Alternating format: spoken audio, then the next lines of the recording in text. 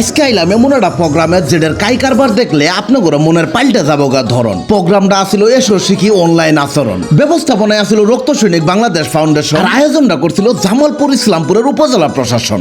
Booker স্বর্গে বসবাস করা খারাপ আর আজে বাজে ভিডিও তৈরি করা কন্টেন্ট ক্রিয়েটর করে হালকা করে বোঝানোর জন্য এত বড় আয়োজন করায় বিশেষ ধন্যবাদ জানায় আবির ভাই, আলাউদ্দিন ভাই ও ইউনুস স্যার জনাব নাজমুল হোসেন সাহেবের।